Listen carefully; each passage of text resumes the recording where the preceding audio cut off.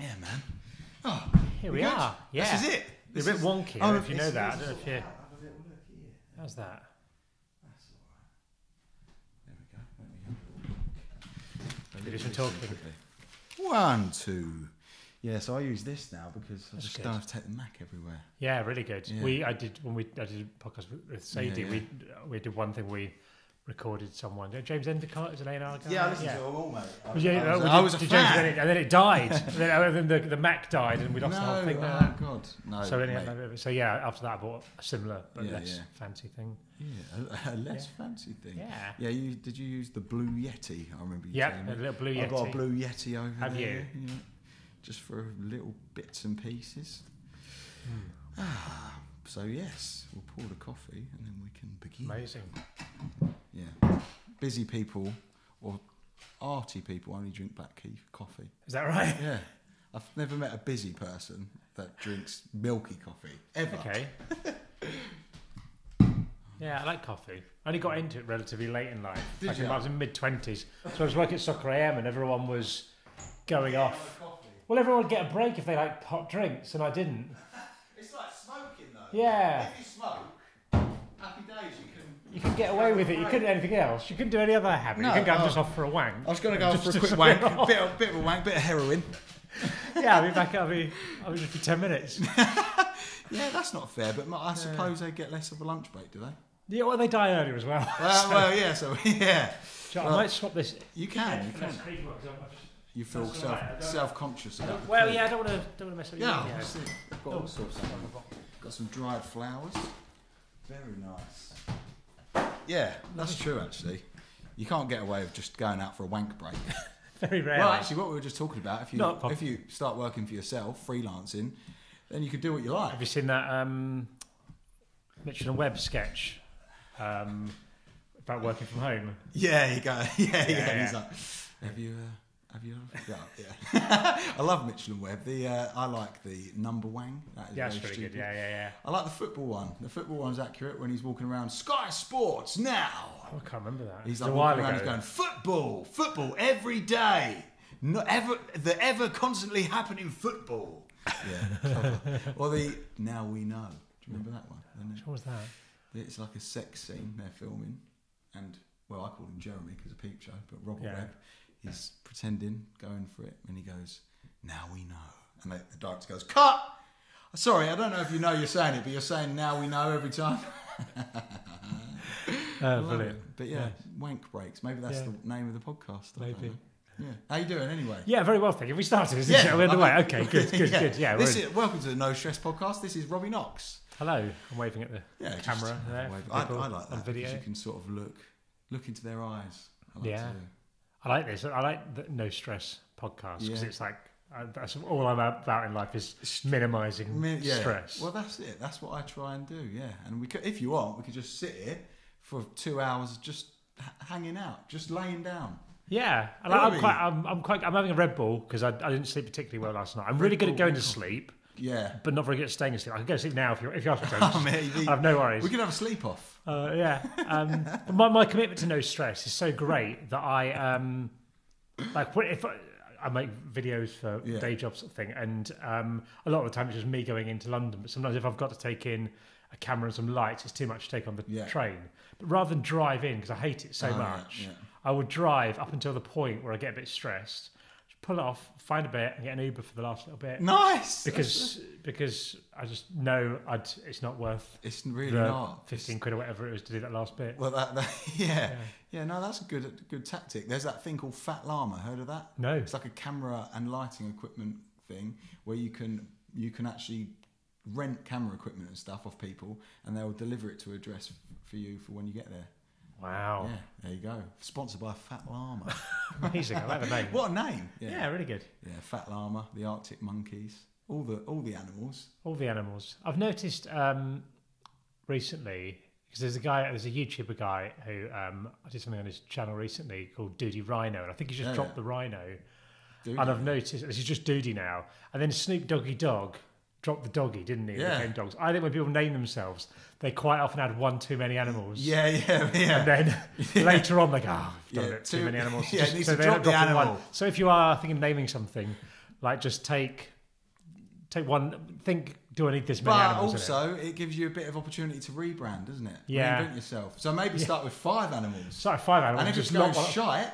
It's like a reverse of the razors where they had a blade every time, isn't it? Just trim one off. Yeah, we've got this new razor, one blade. Yeah. I think one blade's fine anyway, really. It's all right, isn't it? Yeah. I mean, it's just... You've got a beard, haven't you? You said you wanted to know if you had to shave or not. Yeah. Well, I haven't, because I ran out of razors. See here, I normally shave that little bit. Do you know, I never did that bit. No? Because I thought the best thing of having a beard is not having to shave. Yeah, it's just like... So I did like the full thing, full face of it. But I like just the tash. Yeah, it's quite good. I had a beard for ages, like for years. Yeah. I went to Costa Rica in the jungle in 2004 for 2 weeks. Yeah. In the summer, I was working at Sky at the time.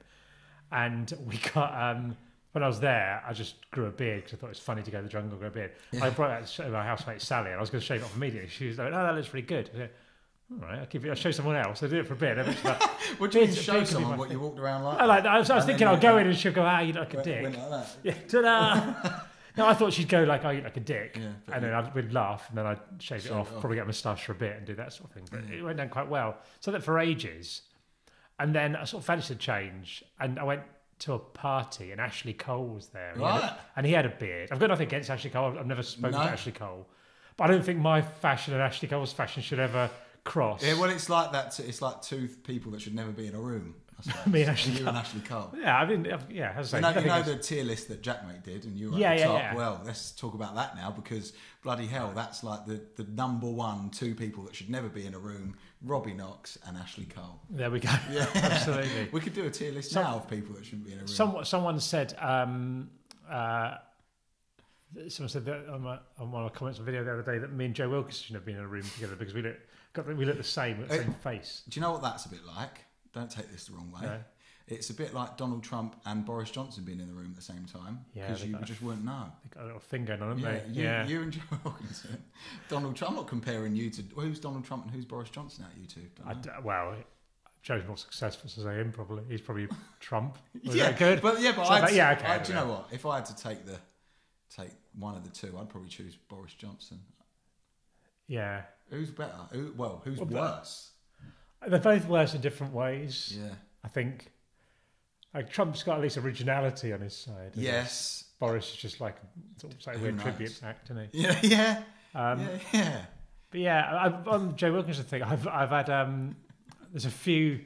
Like, the first time I ever heard that I looked like him is before he was on TV, and I was doing something with a comedian called Joey Page, and they were in a pub afterwards, and he said, "You look just like my mate Joe." And then I think I might have spoken to him on the phone or something like that. I can't remember who phoned him up. You spoke to Joe Wilkinson on the phone? Yeah. But before Joe Wilkinson was on TV.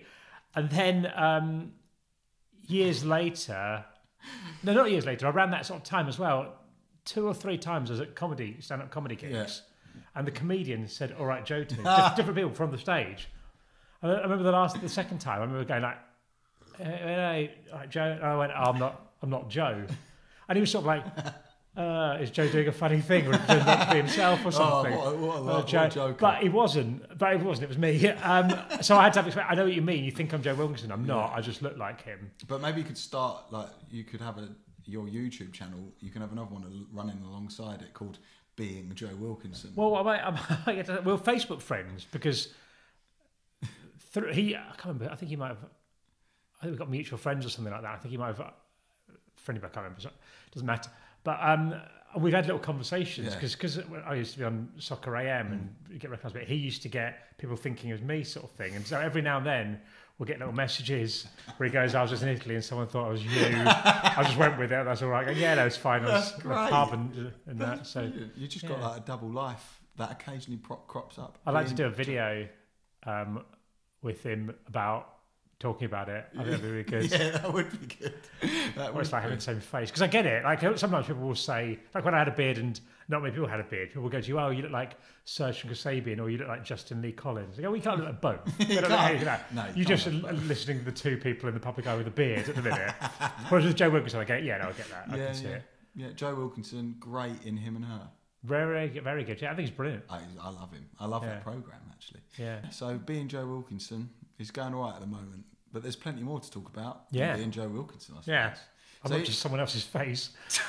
Yeah. Hair in my mouth. Sorry, that's fine. It's good for the. No, it was zoom in on that one. There we go. Yeah, so the YouTube channel's blown up a lot. It's gone mad. Yeah. So as you sort of alluded to earlier, a guy I know called Jack did a rating list of 30 YouTubers. He's got like 1 million plus subs, 1 million subs or something like that. He's big time. Yeah, he's big time in it, and he's really good. He's really funny. And is he paying you to say that? No, he's not. He doesn't have to. Well, not directly. He will be. He's going. He is. But he. No, he's really good, and he did this list, and he said, "I've rated you in it," and I thought he wasn't going to hammer me because he probably would have not left me in because there's no reason to put me in and then hammer me because I'm not. It's a really I had 6,900 subs. That's slang for subscribers. Yeah, us YouTube people. As YouTube people know, as YouTubers, but them commoners, as influencers. Yeah. But we so he said he was going to be in it, and then it happened. He said, and he started off the videos going, "I'm not going to give any favouritism to my friends" or something like that. And I was thinking, "Oh no, this is going to be horrible." No, don't cry. I got through, and there were quite a few tears. I thought, okay, hopefully at least put me in the solid bit. He's always been complimentary sort of thing, and he put me and. Out of 30 people, and all that sort of top YouTubers, me and KSI, who's brilliant, if you've ever seen his stuff, at top in sort of God tier. Yeah. And then loads of people came to the channel. And the channel, it's mostly like my life, which isn't particularly exciting. The reason I like your channel is because it's not trying to be anything other than... No. It's just being normal. Everyone else tries to be a bit flamboyant, maybe. Well, I think there's a lot of pressure on particularly people younger than me to pretend your life is more interesting than it is on Instagram and other social media. Whereas in reality, everyone has to sort of take the bins out or do stuff like that. So the video came out and it just sort of took off from there. And it was 6.9 thousand subscribers. If I check now on my little app, real time. Oh, I've got no internet. Oh, he's had his account suspended. Oh, hang on. We're in. 45,062. Very good. So, and we'll check at the end. Yeah. But it's good. We get about 5,000, 6,000 a day. Yeah, amazing, mate. That's amazing. Good feeling as well because you're sort of doing something. You're just being yourself. Which is like a nice thing. Yeah, and People I've done lots of. Like you. I've done lots of. Yeah, that's a nice feeling. Yeah. It's good to be nice, like just you. Yeah. And all the comments are nice and everyone seems quite positive. I think it's quite hard to hate it because it's not... Well, yeah, if you hate it, you'll just go, oh. Yeah. I'll just watch something else. Yeah. It's not offensive. It's not going to... Yeah. Oh, well, it might. It's like rage. Well, it depends what the next video is. Yeah, you never know. It's really controversial. really dark. Aggressive. Yeah, so that's amazing. So what else do you do then? So you own a film company? Yeah, so I make videos for brands and stuff. Basically, I worked on an internet TV channel in 2007 to 2009 after I left Soccer AM. And then we got made redundant. It wasn't very nice getting made redundant. No. So you don't really know what you're going to do. And I looked at other TV shows that were similar sort of stuff I'd done. I thought, God, I don't want to do that. So I thought I'd just start my own business because then I can't get made redundant. No. They're pretty harsh. Don't if I have to sit myself down and have a chat with me. Right, Robbie. It's just not working out, yeah. Sue myself for constructive dismissal. So I did that, and that's been about 9 years. And what I like about it because I can do other stuff. Yeah. So I do YouTubing things. I do a podcast for Spotify about football. I do various different things. What's your favourite thing? What's the most satisfying? I like it when I don't have to leave the house. Oh, yeah. I like doing the YouTube stuff. I really enjoy, and I really enjoy the football podcast as well. We've already done a few of those at the minute. It's just nice, and the thought that I'm getting towards the point now where it looks like not now, but at some point in the future, it'd be a potential to make a living from making videos, from making and podcasts. Whatever you want and doing stuff. And because it's basically my life, it's not a massive. I don't have to do.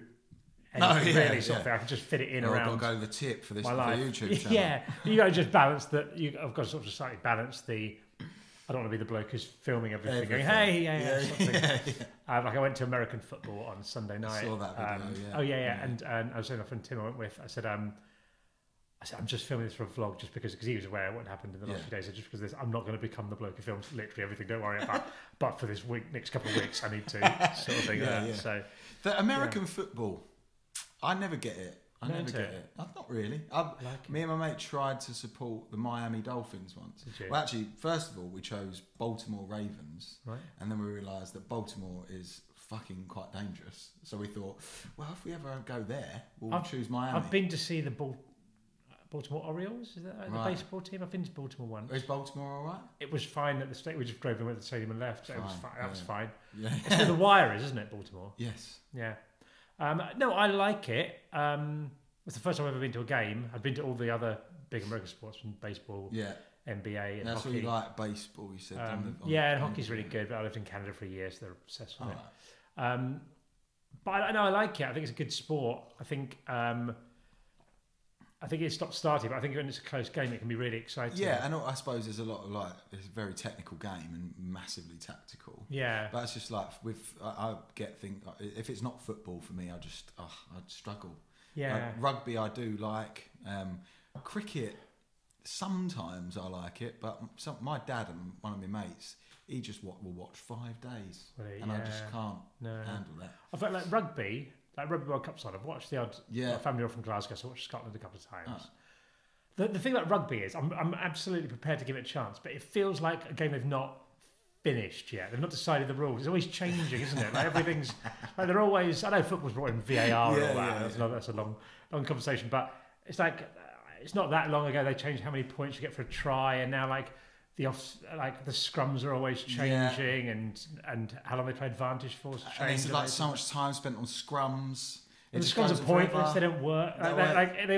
They don't throw it down the middle like you had to at school. You have to go straight. They just chuck it down there. No one cares. And it's once they've sorted out the rules of rugby, I'll 100% give it a go. Once they've sorted it out, I will sit down and I'll give it a chance.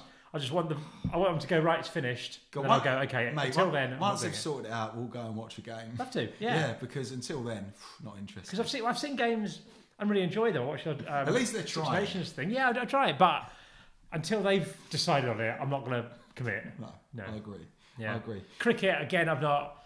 My family is Scottish, so it's never been it's not a thing that people in Scotland particularly enjoy in general. No. I've been to one 2020 game. One of my clients for work was the Cricket World Cup. I didn't ever actually manage. I was really busy at the time, so I didn't actually go to any games. Right, you just have to pretend to like it. No. I think a lot of the guys who worked there weren't massive, cricket fans into it. A lot of them did get into it, I think. But yeah, it was. I mean, I watched obviously the end of the finals and that, and obviously it can be really exciting. That bit's exciting, but that's like just watch the highlights. I think I might be doing cricket a disservice. But yeah, I feel bad. I wish I was one of those people that likes everything religiously. I just don't. It's just football and a bit of other things. Do you know what is good when you're hungover? Snooker.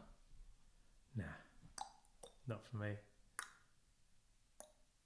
I like that. That's really relaxing. It's like ASMR. Well, I told you, yeah. I told you it's good if you need to relax, yeah. Yeah, no, okay. Right, I'm maybe back in that. Sneak with no commentary. Turn the comms off. And you're right.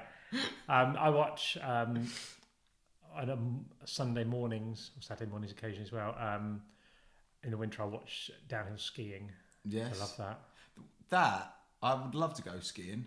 But I've never been. But you're a big skiing person, aren't you? Yeah, and it's not. Have you got video of going? Yeah, there's a video called Big Mountain No Kids where I went to Canada. I lived in a ski resort for 6 months, and we went back for a 20-year reunion. And it's the longest video I've done on the channel. It's like 45 minutes long, and it's the best one I've done. I think it's good.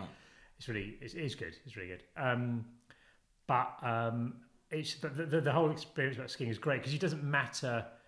People think I've not done it, and people will say things like, "Oh, no, it's just for posh people." Go, it's not. It's just you can do it different ways, and it's at the base. It's like a pub crawl on snow if done properly, sort of thing. Because you can just quite often you'll be there, and I'm decent at it, but I'm not spending all my time on black runs. I'm most of the time just cruising around, going quite fast, feeling the wind in your face, and then stopping off for a beer every hour. How can people not like that? Yeah, and it's and I like everything about it. I get bored if I go to a beach. I like the cold as well. Though. I do. Obviously, I like the summer, but I think I'm more of a winter person. I think you'd love it. Give it a go. I will. I definitely will. I'm going twice this year. I'm going with the kids to Bulgaria. Nice. And I'm going with my friends to a place called Telluride in Colorado. Wow. It's like 6 hours drive from Denver, so we're getting a road trip through the Rockies. Wow. Which is supposed to be amazing. I don't think it's that busy either because it's 6 hours away from Denver, but it's supposed to be one of it keeps winning like best resort in North America, but without the huge queues that you might get. Japan. Japan's really good, is it? Or? I've never skied there. I look at it, I think, that's going to be really expensive. It might not be, I don't know. I've not really done my research. Bulgaria is not that. Bulgaria is the cheapest possible place you can go, I think. Yeah, so my kids get that and I get the luxury. Yeah. Colorado. I don't know. Snowboarding or skiing or both? Skiing for me. Yeah. I've just always done it. And when I lived in the ski resort, I kept thinking I'll try snowboarding. I was working in a mountain restaurant and we get 2 days off a week. And if the weather was good, I'd think, I don't want to waste this learning to snowboard. And if it was bad, I go, I don't want to be in horrible snow in this and learning. So I just never did it. I like it because I would like the idea of it because it feels like quite a pure thing to do. It's just floating on the ice. It's lovely. Much. It's just nice sort of gliding around, and you can sort of pick runs to your ability. You can to decide what you want to do. You might feel you've got a lot of energy, so we might try something more difficult. You might do that, and equally you might just ski for an hour. Sometimes I'm quite keen. Sometimes I'll be up before friends. I'll go up for an hour or so, and then just find a little restaurant, get a nice little tray of ham or something, and just a charcuterie, and go from there. Yeah. Very civilised, but it's like I'm definitely going to. No stress. It's so stress free. Don't think you genuinely cannot get hungover in mountains either. I don't think I've ever had a hangover. No, well that's. I've got an immense amount there. It's the altitude or something. It's unbelievable. Really? Yeah. Really? Amazing. Yeah, mate. Skiing, it's going to happen soon. Do it. But yeah, watching skiing on TV, nice.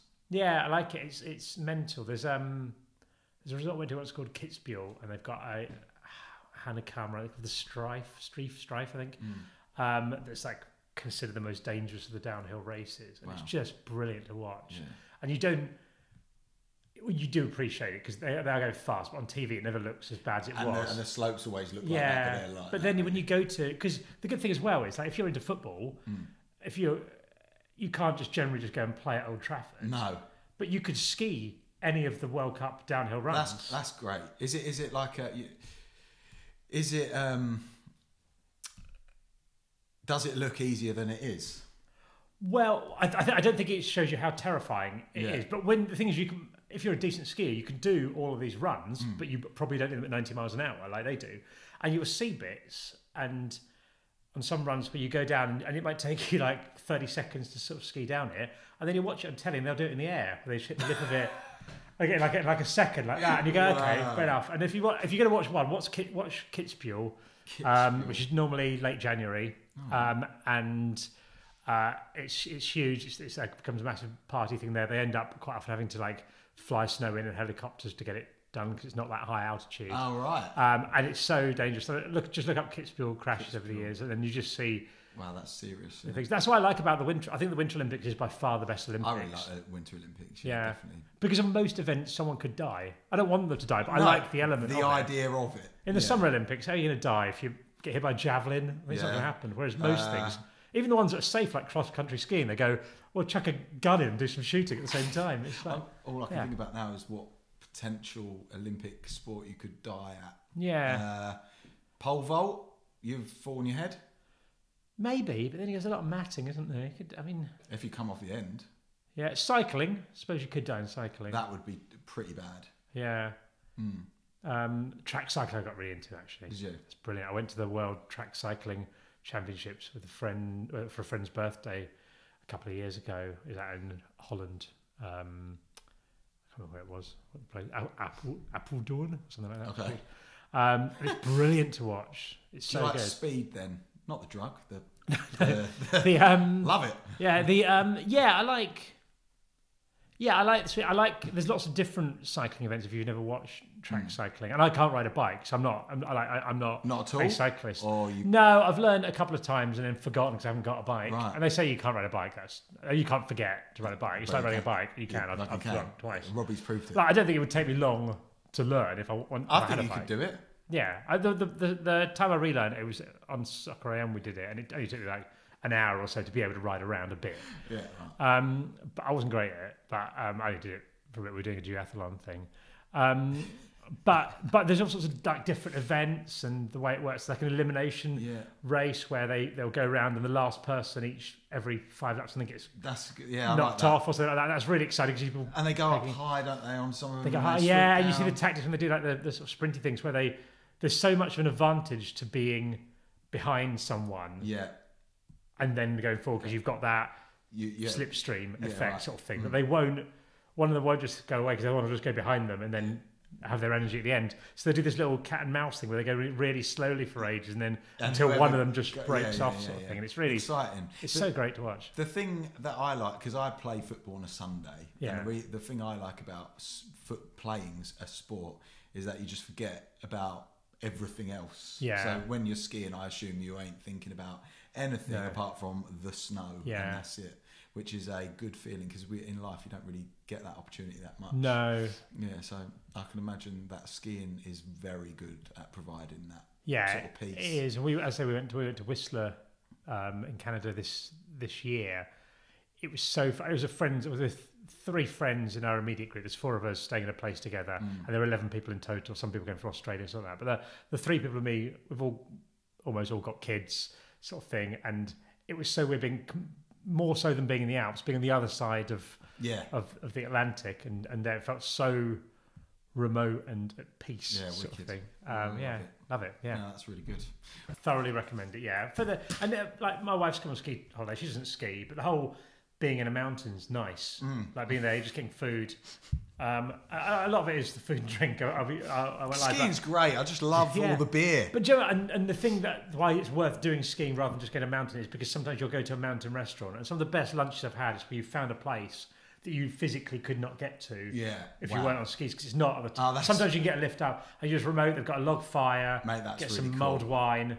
Really great food and just sit there for a bit and go, this is incredible. Oh, that's really cool that you can't reach it unless you are. Yeah, that's really cool. And there's some of them doing tiny little huts and stuff like that with like 20 people in. No, I love that. Yeah. Are you're into food? That's a stupid question because you have to be. You have to be to live. Yeah. I like food. I'm not like a foodie. No. But I enjoy food. I like eating nicer food more than disgusting food.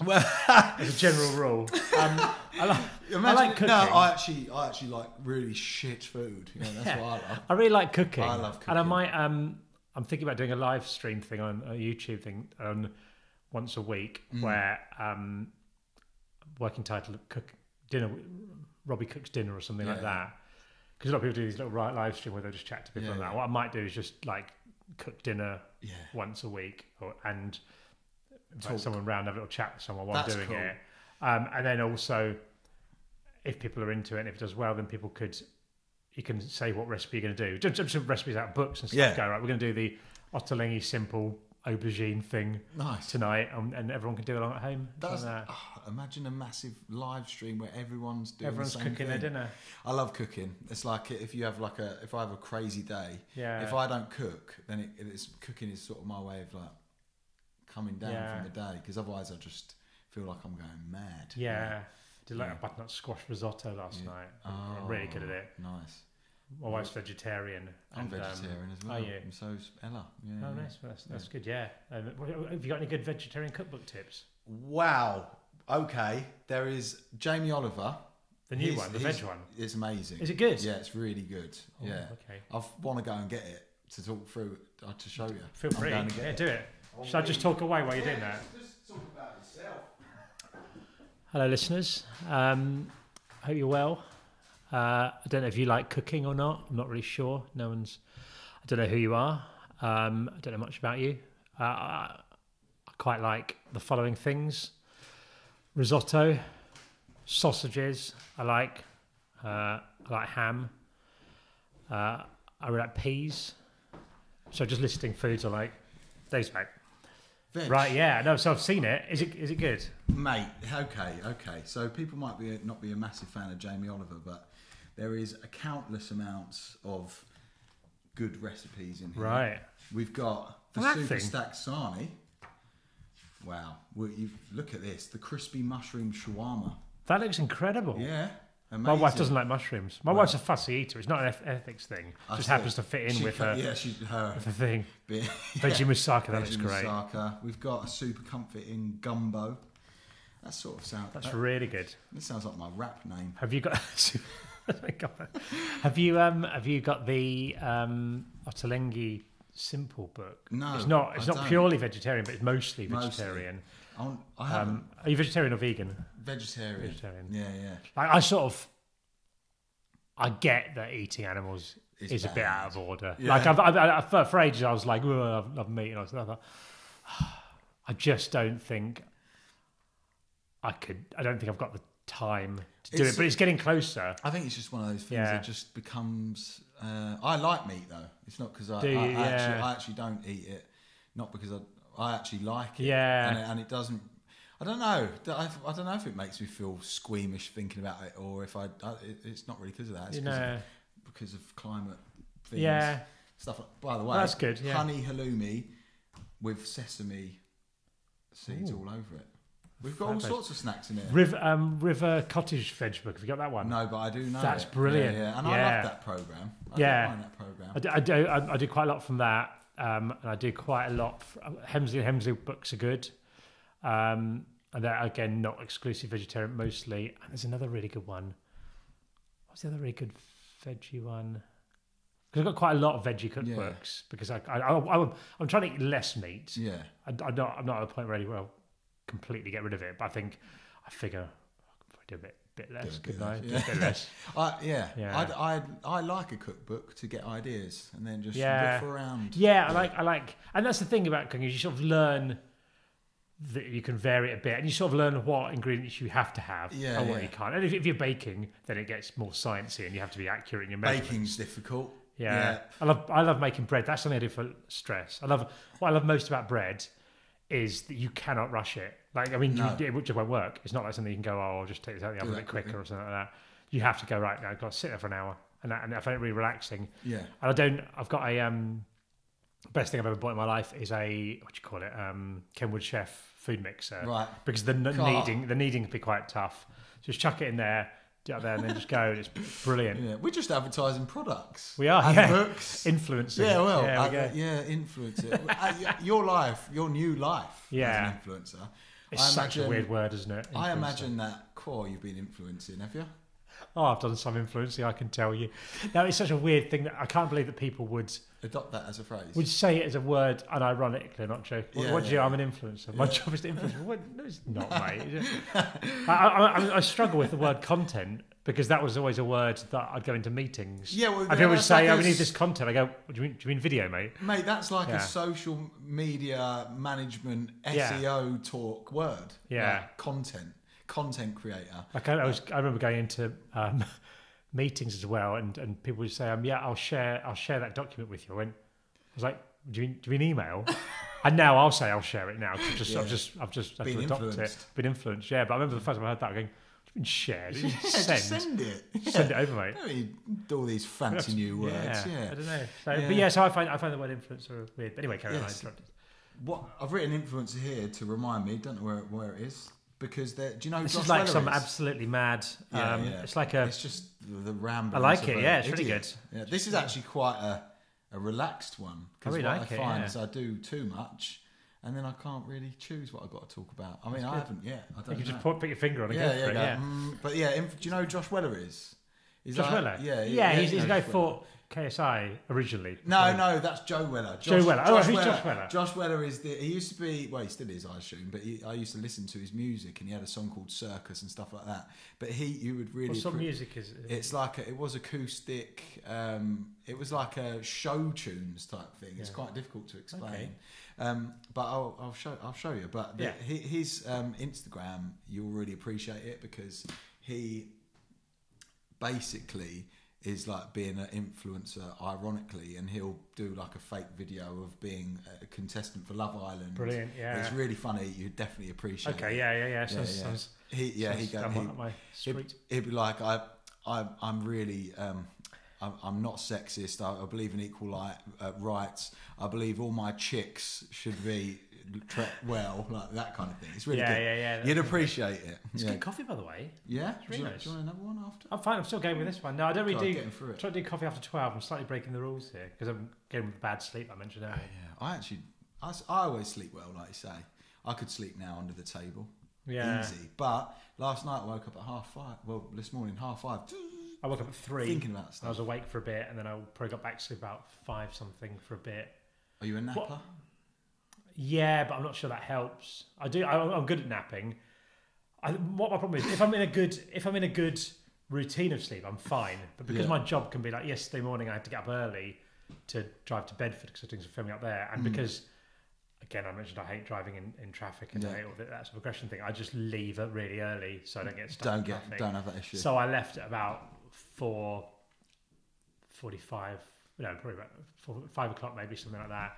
And I was at a shoot that started at 9. I was there at 6:30, sort of thing. So I just went to BP car park and ate a sandwich. What sandwich? I had a M&S Christmas one. I saw your Instagram story. They're back. They're back. I really like them. They do sorry to interrupt you all the time. There's a sandwich they do, brie and grape. I don't really like brie. I'm not really a fan of that combination. No. Not in a sandwich, anyway. No, I don't think I'll eat that. What's your problem with brie? I don't like it. Why? I don't know why. I'm not sure. I've never been that much introduced. To be honest, I haven't had brie for a very long time, so I've got better at making myself like it. I think you can make yourself, unless you're allergic to nuts or something. I would make myself be all right with this. Yeah, I'm just going to eat peanuts until my head explodes. Well, you'd be dead. But I think you can make yourself like anything. Like when you first have a beer, you don't like beer generally, do you? Wine, but then you make yourself like beer. Olives. Yeah, so olives was the first one I really tried this with because people either said they didn't like olives or they loved olives. Yeah. And I was like envious of the people who loved olives. I thought I want to be in that camp. So I just made myself eat olives. Yeah. I didn't really like eggs, but I can eat eggs now. And I can do melted cheese. I still couldn't take like a lump of cheddar and eat it. No. I just feel a bit sick. Yeah, well, I mean, who could? Well, some people. I quite like it. I can't remember what we're talking about. Brie. I think that's a good, brie. Well, Christmas sandwiches. Yeah. But that would be a good video, maybe.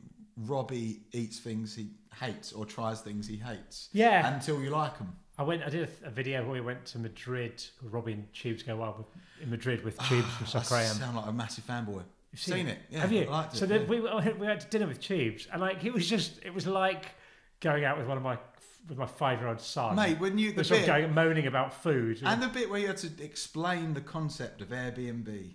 Yeah, it's like it was like he'd never been out. He had been on the internet in the last 10 years or something like that. It was weird, and like he had to but you had it was like a cold soup. So he was going, no, it's cold. I'm going, it's like a cold soup. I go, it's disgusting. I go, no, it's just cold. It's not like a cold liquid. You've had a cold liquid before. You imagine it. It was, it was really nice. It was lovely. Yeah. And the bit where you were just eating a baguette by a bin, like that, you know. That was the Bordeaux one. Bordeaux. Yeah. Madrid was quite nice because we did what we wanted. Then Bordeaux, we said we'll let people choose on Instagram, and then we thought it was funny to give terrible options. Obviously, everyone picked the terrible options. Yeah. The thing, you can't trust people. No, you can't ever. That's my rule in life. I like that. Just getting people to choose what you're going to do. Yeah, I thought it was a bit like a sort of choose your own adventure book sort of thing. It was in the not Breaking Bad, the Black Mirror Choose Your Own Adventure Netflix thing. Oh no, not Bandersnatch. Is it good? I thought it was great, but I am. Don't ask me if something's good because I've got a really low threshold if something's good, which is why I like your channel. No, that's fine. Yeah, absolutely, 100%. Yeah. I keep getting because now it's gone beyond on the YouTube channel. It's gone beyond people watching Jack's videos. So I got into the algorithm. People getting recommended it obviously because the channel's doing so well, I guess. And people just keep going. Why has YouTube recommended this to me? And I just go, I don't know, I'm really sorry. Just try and get them sacked. And I tried to reply to all the comments, which became increasingly difficult. And they go, no, I don't mind. It's just weird. I go, yeah. And then there's a video about me, a £55 mega Sainsbury's haul or something, where I was just basically going through a bag of shopping. This seems to be very popular at the minute. It's weird because you don't know why videos are doing, but then suddenly this video will start getting thousands of views a day. And stuff. I guess like you get the, because I want to start, because obviously I'm doing the podcast and I put them on YouTube, but I do want to kind of do a faced camera thing. But it's like trying to. You should do. Yeah, it's just it's probably just getting around caring what people might think. I don't care really. It's just doing stuff. I suppose I want to do my channel. I want it to be about just trying things out. Yeah, it's great. And just see what works, because like you say, you don't know what's going to work. Something might go massively viral. It can have 5 million views in a week. Yeah, and that's it. I think people care less about stuff than people think. As in people don't care. Yeah. I don't mean this in a nasty way. People don't care about other people that much to care about what they're doing. Yeah. In the nicest possible sense. Like your really close friends do, but most people won't pay attention. It's very difficult, isn't it, to break through? It's like it's just a weird. It's just something strange. But I think there's that. I can't remember who said it now. There's that. The more I practice, the luckier I get. Phrase saying, quote or whatever. And I do think, because there's so many things I've done that haven't led to anything in particular. The podcast with Sadie's been on here before. I did another podcast with our friend Sally about parenting for a bit for things, and I've done various things over the years, and people I'll get sort of young kids messaging me now going, how do I sort of break through and all this, it's really hard and all this sort of thing, and they're like 15, they go, mate, I've been doing stuff for like 20 years before this has happened, sort of thing, and because everything comes to a point, like working as Soccer M for 7 years has led to this, doing 2 years at an internet TV thing has sort of led to all this sort of thing. So I think people expect stuff too quickly, and sometimes it does. Well, it's like everything's just so instant in the world now. So people, kids, I hate saying kids, but kids, they expect it to become instantly. Sometimes it does. I get that, but I get that they go, he had 6,000 subscribers a week ago, and now he's got but nearly 50,000. Mate, 100%, and they'll just be like, wow, he's like done something special. But no, because you've got like a body of work and millions of hours, thousands of hours of stuff. And look, what's good at it. And so I'll generally just say, it's boring advice, but I'll reply to people and just say, I'll just keep making better things and just keep going. Just keep trying to do it. Yeah, that's the thing about projects, because they just always seem like complete and like they're just one, but no, there's like a million different things gone into it. And it's I think that's difficult for people, especially if they don't know anything about filming stuff or whatever. Yeah, totally. And it's and what I like about doing the YouTube stuff is that there's no rules whatsoever. And there's certainly opportunities. People always say to me, I want to get into TV, or I want to get into this, and I go, and I say, you can write to these people, you can do this, but just do something like that. When I was younger, if I wanted to be on the radio or something, I'd have had to write there, and there's all people sort of gatekeeping or to get into these places and all this sort of stuff. Now you can just start your own podcast. You can record it on your phone if you want. You can Definitely.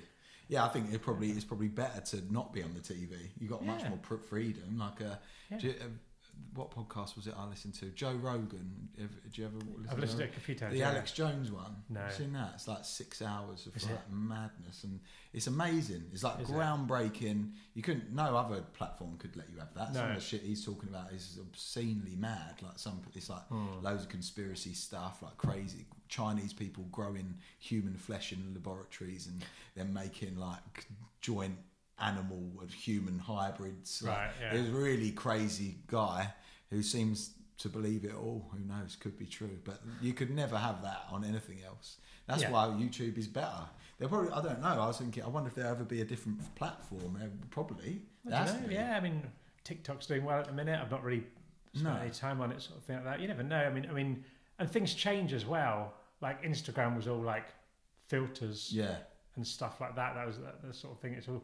That all changes. YouTube was funny cat videos and stuff like that. And now it's this whole thing. But what I love about YouTube, because most of people my age, I'd say, don't go on YouTube other than to search how to change a plug or whatever like that, look for some information they need. They don't know about YouTubers. But if you're into something, there's a show about it. Yeah. And if there isn't, you can make your own. But if you're into making videos, there's a million tutorials. There's people talking about cameras. There's all these sort of things. If you're into skiing, you can watch stuff. You can, whatever you like, vegan cooking, you can do all this sort of stuff like that. I don't think people understand that there is it's like if there was a TV show for your interest on actual TV. Yeah. Like I used to like computer games as a kid. I remember when Games Master was on TV. If you remember that, and I was like, wow, there's actually a computer game TV thing. Now there's for thousands, million people.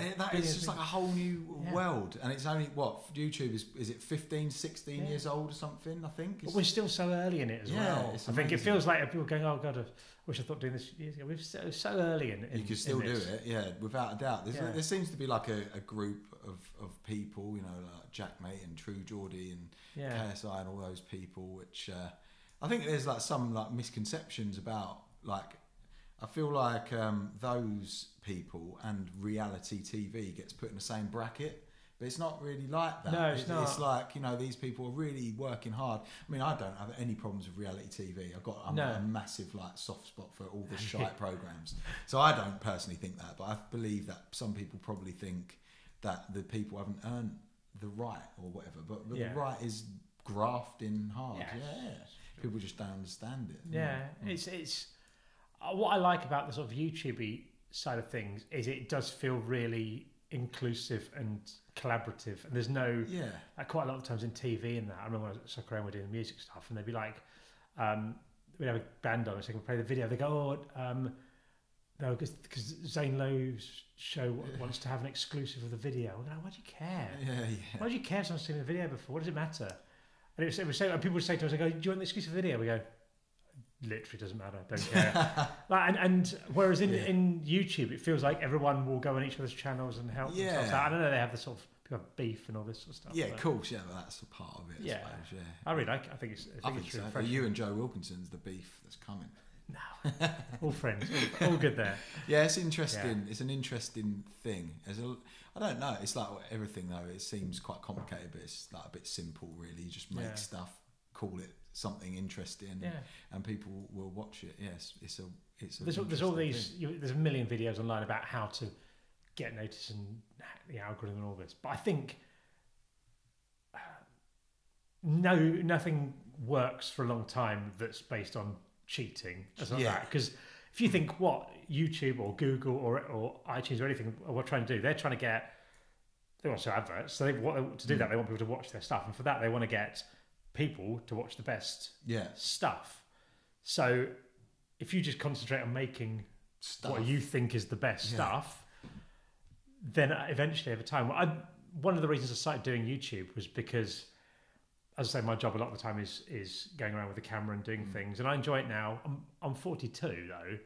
When I'm 52, I want to be getting on a train with a couple of backpacks and going and filming a footballer in a media centre sort of thing up north. I don't know. Maybe I will. I don't know. But I'm aware that I probably should try and transition to doing other stuff that isn't as isn't that. Isn't not necessarily the physical. What do you want to do then? Going on from that, what is your ideal goal? I think it's increasingly less necessary to have a career that you do one thing on. So I mentioned we do this podcast for Spotify called Football Legends, and basically our friend Dan and his friend John wrote a book called Booked, the Gospel According to Our Footballing Heroes, perhaps very good Christmas present book there. And it's what they did was they read 120 possibly footballer autobiographies, and they got the best stories from each one. So there'd be a chapter on nicknames, a chapter on nights out or Christmas parties and that. It's a really well written, really good read. Scrapbook of other books. Yeah, exactly. And the best things. And what's good about it is that some stories will be told from two people's perspective. And Glenn Hoddle's version of events might not match Kevin Keegan's version of events. And it's really funny. And they haven't just read the top players. They'll have sort of low league journeymen as well. And so I mentioned this to a guy I know who runs a podcasting company that are trying to do sort of American style. As in sort of high production rather than sort of American style sort of themes, or just chatting. Like have you heard Startup Podcast? Have you heard that? No, you should listen to that. It's interesting. Yeah, it's really high production. Is it narration? Yeah. So I mentioned this to him, and it was these are all, and he said, "Well, let's do this podcast sort of thing." And so he said, "We're getting paid to do it, and it's little 10-15 minute episodes. Spotify ended up buying it, sort of thing, and then hopefully there's going to be more made exclusively on Spotify. But things like that. So I think you can make a bit of money from doing podcasts. Perhaps you can make a bit of money from doing YouTube. I could still do a bit of video production thing and just bits and pieces. Just do bits and pieces that, and then feel more. Keep being interesting, I suppose. Yeah, and then you can do more of the things you like if they or more of the things that are doing well, and less of the things that, and then you're less reliant on one thing if it suddenly goes wrong. Yeah, definitely. Well, the world's changing. It enables you to do it. Like we were saying earlier, when you eventually work for yourself, your own boss, and you get other people working with you or for you or whatever you want to say, they can work from home. Because there's no need to be in an office. There's not, and it's a really, I think it's a really exciting time. I think there's a lot of, sort of negativity in the world at the minute, but there's so many opportunities. It's the thing that I get excited about for everyone is that at this time, it is surely the time where there's been most opportunity ever. Of course, there's awful things happening, but there's a big chance of doing stuff. Yeah, 100%. And whatever you want to do, there's no gatekeeping for things now. You can do it, and if you don't want to be, you don't want to be on camera or something like that, you can help someone out and do something. You can work together with people. You can collaborate with people, do things, and all that. It's definitely exciting. It's like #United is amazing, man. That's amazing. I just think that's incredible. I just love that idea. Yeah, it's so good. So I know Spencer a bit, especially who's does it, and his brother Seb, who runs the company as well. And it's so incredible what they do, and they've just had a dream and gone for it, and the stuff they've achieved. I think that the people like them, #United particularly, True Geordie, I'm a massive fan of. I really think that they're like some of the most inspiring things ever made. Personally, I think out of everything, because it's just like from nothing. It's like the beauty of making stuff. It comes from nothing, and then it's suddenly this entity. It's incredible. But Spencer worked. I know. Again, it's one of those things where we'll go, "Wow, that went so quickly." But he was working at on digital things beforehand, before he started his own channel and stuff like that sort of thing. So again, I think that's the thing where people aren't seeing the years of work he's done and all that sort of stuff. But I think it's incredible, and I think they've got this dream and come for it. Neil Smythe, who used to, when I was at Soccer M, I did his characters as Colonel and Ginger, the Air Force thing, and I was Ginger and Neil was the Colonel. Neil is now Operations Director at #. Oh wow! I think that's what his title is. I might have got that wrong. It's really exciting. Really cool. Yeah, it is really exciting. It must be. I guess the hardest thing of that is like what do you do now? Like the progression now is, I suppose they have for them. Yeah, for them it's difficult to grow further. I suppose they just need better players. I suppose. Well, I guess if they want to climb, they might not want to. I think the idea is to keep going, sort of thing. But it's. I think when they first announced it, I think there was a lot of sort of backlash from like lower league sort of things like this, because they didn't quite get it. But now it's good for all the teams. Most teams in the divisions will get their highest attendance when they play. A lot more people interested in non-league football. I don't see how it can be a good thing. I remember watching a video of Spencer talking about like people used to think it was like plastic football club, but it's not like that. It's literally just starting a football team in a park with your mates and growing it from there. There's nothing fake about that. Like the MK Dons are potentially the only sort of plasticky football club. They've just literally been cropped from Wimbledon to the middle of the country. That's just a disgrace. That's a plastic football team, but not #United. No way. Yeah, but then the MK Dons thing is for a bit.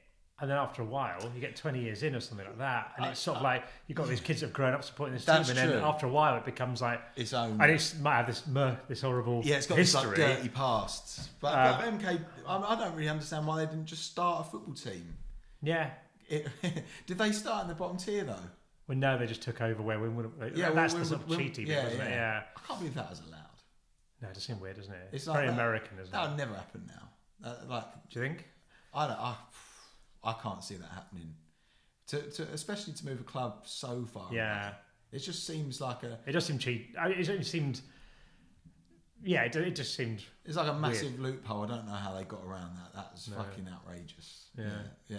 That angers me all the time. But then now, it does. But then now, I think there'll be kids who've grown up in Milton Keynes supporting this team, and then now it's like, well, yeah, you can't hate them kids. Yeah. No, they just. I mean, football will change anyway. It's like, loads of Man United fans will probably never go and watch Man United, but do you necessarily have to? The world just changes, doesn't it? It's like #United. I watched a video where these guys came from America to watch. They're like massive fans. It's weird that, isn't it? That I've never something we're always against at Soccer AM was that concept of a real football fan where you've got to go to the reserves on a Tuesday night, or because it's like why? I think my opinion changed on that. It's like, well, there's more to life than football.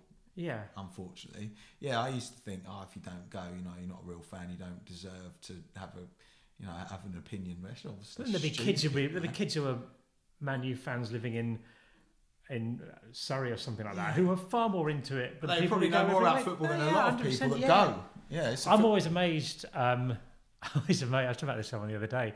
How little some people who go to football know about an understanding of the sport. Yeah. We had I go to most Scotland home qualifiers, and I don't. I was going to say, Scotland did it a couple of years ago. They did this thing with a season ticket where you could have the same seats every time. So, and it was a bit of a discount. So I thought, okay, I'll do that. So they had 5 games or whatever in the World Cup qualifiers, Euro qualifiers. But we were stuck behind. No, me and my friend Tony, I go with, was sat in front of this family, and it was 3 generations of arseholes. And they were just, it was like a full, mixes of gender, but just this whole family, and they had and I was amazed by people who who like football enough to buy a season ticket for international football, how little they understood. Like there was at one point, I remember, when a striker does that bit where they'll stand offside and then they'll step back up and then peel off, something like that. Yeah. They were going. The ball's down the other end. They're going, "You're offside. You're offside." Do you think he doesn't know the offside? He's playing international football. Mate, he's a striker for his country. Like he's the best person at his job in the country. And you think he doesn't know it? And at one point, someone I can't remember who it was. It might have been Andy Robertson. Broke down the left wing, ran like 80 yards with the ball, cut inside, beat someone, and hit the side netting. And the guys next to him, the guys behind, will go, "Oh, fuck's sake." Yeah, mate, I've been watching Scotland for 20 years. No one's ever run 80 yards with the ball. What a player he is. He's unbelievable. He is unbelievable. Exciting and a great character. Like, I don't get how... at the end of the game, he's still sprinting. He's still run like 6 yards. Fitness in football now is just like they're a different breed of people, aren't they? It's unreal. I mean, he is... What I love about him, there was a video, I think it was him and James Milner. Right. It's quite funny. Yeah, that's worth watching on YouTube. Okay. Yeah, he's a really funny guy. He's so good, yeah. There's this like, I guess... Fans pay their money, so they've got like a right to say whatever they want. But I think there is like a certain element of respect that's got to be obeyed. Yeah. Do you know what I mean? You can't. I think people like going to football because they enjoy to be negative. It's like a especially Southend. I go and watch Southend United. It's my 21st season this year. Mental, and it's terrible at the moment. But people just go to shout abuse. I'm sure. Like I just don't get that mentality in life. Surely it's just better to not do that. But people just, as I say, people just don't understand it. I don't know by no means a tactical genius at football, but I at least know that I'm not. Yeah. Whereas my mate Grits was a lower league football. He played for like Torquay and Chesterfield, Macclesfield, a lot of fields, Grimsby. He loved the fields. He loves the fields. I did loads of stuff. He does our Football Legends podcast with us, and because he's got lots of stories about all these players, and he said people will come up in the pub afterwards or bar afterwards, and people will come up to you and go, "Hey, Grits, I don't know if you know, but when you're for corners, you're always running to the front post." He's a striker. He goes, "You're always running to the front post, but the ball's always going to the back, so you should like go to the back post." And if you're like, "No, yeah, but like when I go to the front post, does the 6'5" centre back also go to the front post?" Because we have actually discussed this before. It's not like, "Oh, cheers, mate. I thought I was never getting it." Because there is actually something going on here. There is a plan. This is it. That's the thing I struggle with. I don't think I know everything about football, but I know like a certain level, and I feel like I've got a good understanding. Yeah. But yeah, they actually don't understand. They can't. Yeah. They just can't understand. But they don't understand that they don't understand. But that's the worst trait in any. What's that's that Dunning-Kruger effect? That is where it's like the less you know. I can't remember. It's the less you know about something, the less awareness that you have that you don't know. Yeah. Mate, yeah, they just don't. I think they actually do enjoy to be angry. And something that got me recently, our goalkeeper is called Mark Oxley. In the 5th minute of the game, he punched the ball and it went off for a corner. And the guy, there was like 6-7 guys singing, "Oxley, you're a cunt." Oh, and it's the 5th minute. Yeah. And it's the first home game of the season. Yeah. And I just think that is a special kind of weird. As the older I get, when you're young, it's quite exciting. A big sing-song and that. But the more I watch football, I still love the sport, but I just think I find it increasingly weird. And when I went to see American football, the atmosphere was so different. Like there were different teams all mixed in to that. Yeah. Everyone's still cheering, everyone's still there, but it was like a really friendly atmosphere. And I was thinking, I'd like to take my kids to this. I've taken my daughter to a football game before, but I was thinking that would be a lovely day out for everyone. Yeah. It's totally different atmosphere, and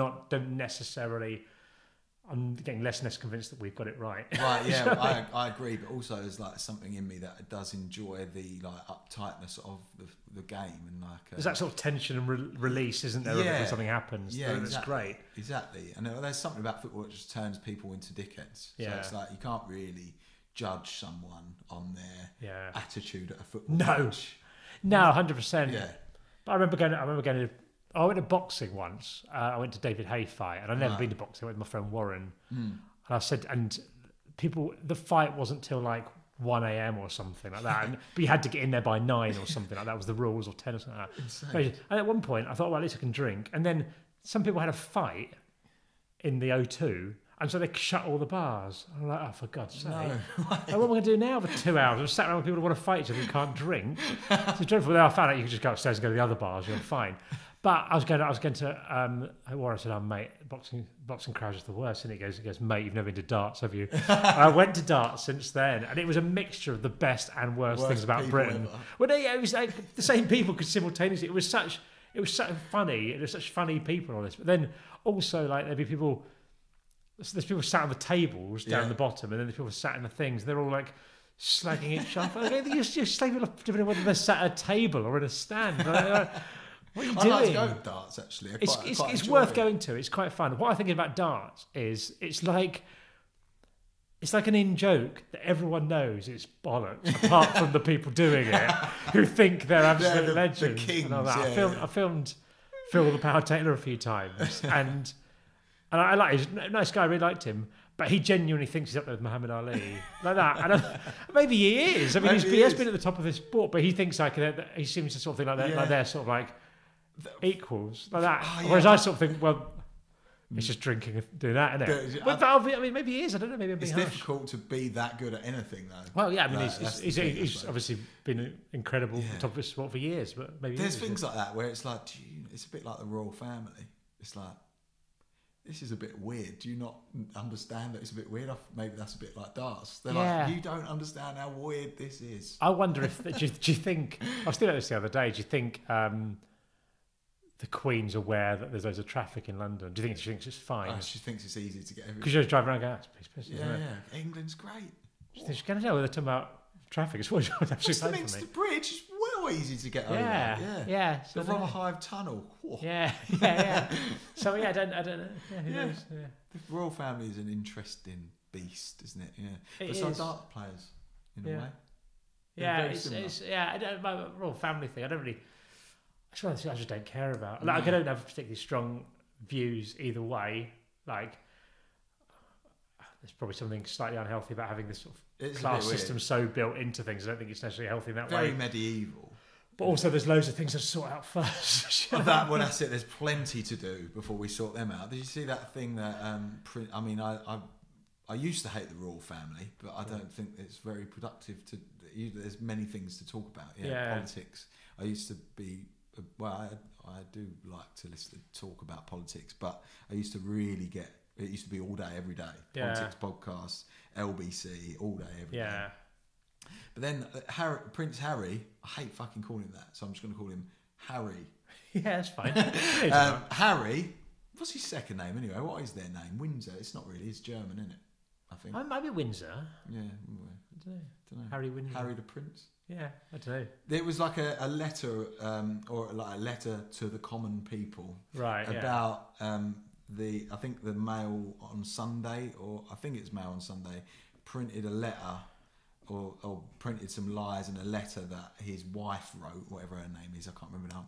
There was some Meghan Markle, Meghan Windsor, maybe. Meghan Windsor. That, I think I saw this, and I think she'd written personal letters or something, and the paper got hold of it and they published, I think. Yeah, and then his letter is really worth reading, actually, because it's like, we can't live in a world where this is acceptable and people do nothing about it, and they're like taking them to court, basically. Yeah. And I read that and I thought, wow, that's really amazing. I felt like that was a really big moment in history. I think it's because I think a lot of the papers rely on people not having the money to take them to court, because it takes a lot of money to go to court. Yeah, exactly. So I think it's quite good. I actually saw that and I was listening to it and I pulled over to read it and I felt, wow, that feels like a big change. It feels like it should be a big change, but it probably won't be. But it feels like a big moment. Yeah. It feels like one of the things you look back at and go, wow, that was big. It's weird, isn't it, how like things change? Like there's something, I heard something on the radio about one of these shows, Strictly or something. Some people will know that I think this weekend there's going to be a same-sex couple dancing together or something on it for the first time. So and a dance show, which is obviously great. And they had a quote from the showbiz editor of The Sun, I think now, and it was really positive, saying it's about time something's got to take a stand on all this. Which is great and a good comment to make. Yeah. But I also remember when I was a kid when there was the first gay kiss on TV, I think, in EastEnders, and the front page headline of The Sun was EastBenders. No way. Which shows how much it changes. Well, yeah, I think. But also, it's like, and it's obviously great that this is now what they're thinking about. Someone back I also going, I remember that. You did say that though. Yeah, that's the thing. I guess. The Sun. The last person I believe The Sun ever outed was a guy from Ocean Colour Scene, and the headline was Ocean Colour Queen, and all this. And it's not that long ago. Mate. What's that? Is it 15 years ago? Yeah. But then things change so quickly. Anyway, I remember when I used to do things on Soccer AM, the only cigarette I've ever smoked in my life, I was always like saying like smoking would be bad for you. I was like, all right, what do you do then? And I was never tempted by anything. I never thought, okay. Smoking's weird. I don't get it. Yeah, but the only cigarette I've ever smoked was for a sketch on Soccer AM. Right. If you turned on like Saturday morning TV now, there's a bloke just smoking a cigarette in a studio. You go, what's going on? It's mental. But it was like 15 years ago or something. Mate, that's crazy, isn't it? But it seems mental now that would happen. Yeah, it feels mad that you could smoke in a pub. Yeah, I just feel that was the best when that happened, wasn't it? Yeah. Oh, well, it was so good when they got rid of it. The thing is, you went to Copenhagen. Yeah. I'm half Danish. Okay, so they smoke there in pubs. Yeah, and you can go in a pub where they smoke, and I do quite like the atmosphere, but. Wow, that was a massive change. Unbelievable. You have to hang your clothes up when you got home because you stank. It used to be outrageous. My hands, everything, used to smell of it because I was smoking loads of fucking fags. No, it was an amazing change. When that happened, it was the best thing ever. What I found out, though, was so many places for the first few months absolutely stank. Yeah. You went to a music venue after they got rid of smoking, because smoking must have killed something like that. They just stank of stale cider. Absolutely disgusting for about 3 weeks till they all bought air fresheners or cleaned the place for the first time in 20 years. Yeah. Smoke. Oh yeah, things do change, which is good. But the thing with that Harry.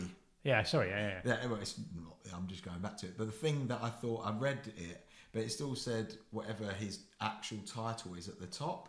And when I read it, I thought, wow, this is big. But he's still, the title of whatever he is, the Duke of whatever bollocks. I just think, you must be a bit embarrassed. They must be feel a bit embarrassing. But maybe not. But then there's that, I mean, he's been sort of born into it. He's not a choice, is he? It's like, he might hate it. I don't know. He might. But then it just feels like, don't write that at the top of the... Yeah. I don't know. Yeah, just go Hazza. Yeah. What's the most difficult thing about all the things that you're trying to do? What do you find the most difficult? Or do you not really care enough to find things difficult? I think one of the benefits of growing older is you just don't care about much at all. Like I don't mean that, no, not much at all. I care about my kids massively and all that stuff. Most difficult thing Kids is I don't know. I don't find. I mean, just keeping doing things. I think just drive. Drive New sometimes because it's easy to get excited about something.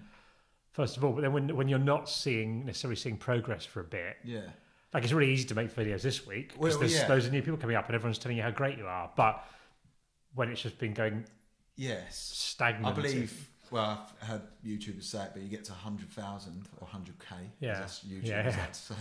It's then it gets hard to get further. I don't know if that's Does true. it? Well, I don't know. Everyone sort of said after you get to 10 or something like that, it increases. But to be honest, I had such low expectations going into it because I didn't think anyone would be interested. Because in my head, YouTube was something that 15-year-olds do. I'm not being disrespectful for young people, and there's no interest in this. But I was talking to a friend of mine, from Will Brazier, who's just started out a YouTube channel that's really good. Check that out. And he does presenting on Sky football sort of stuff like that. The sort of youth version, it's like a Saturday does and stuff like that. He's really good. They're a very funny guy. And he was saying to me, you should start a YouTube channel. And I was saying, well, I was really interested in my life. He goes, I'm not being rude. He said, but I know what it's like being 25, because he's 25. He goes, I know what it's like starting uni, because there's thousands of people starting uni vlogs. I don't really know what it's like being 40. Yeah. So I'd be quite interested in it. So that's what sort of made me do it. I can't remember what I was. Sorry. So my expectations were so low that the fact that even a week ago when I had 6,000 subscribers, even then the fact that every video I did 500 people minimum would watch in the first 24 hours really was incredible. And the fact that people I'd never met were replying to it. And my bar was so low for success. Good feeling. I think it's like, do you think it's right? You just don't, if you don't care, then it doesn't really matter. But then also, I guess you got to have like an element of positivity. Or like, why are you doing it? Why are you? Well, on the first thing, I think the rules are, I think what you have to do is you have to not care about the feedback. You have to decide if something's good. Yeah. And I know if something's good, or if it fits my idea of what's good. And you need to pay attention to other things, but if you start believing everyone going, yeah, this is great, you also have to believe the people going when they say it's not. So I think you have to decide for yourself if something's good. Yeah. And be polite to everyone, say, thanks, that's really kind, but it's not up to them. If someone tells me a video's bad, they're just wrong. Yeah, from my point of view, because if it makes it out, anything that you put out, then at some point it was good enough to you, so it deserves to be there. There's loads of stuff I've recorded and I haven't put out because it's not been good enough, but they're just wrong. But in answer to your other question, what was it about drive? Yeah, was it? Why do I want it? Because, there's that long esoteric thing that I need to move careers slightly to it.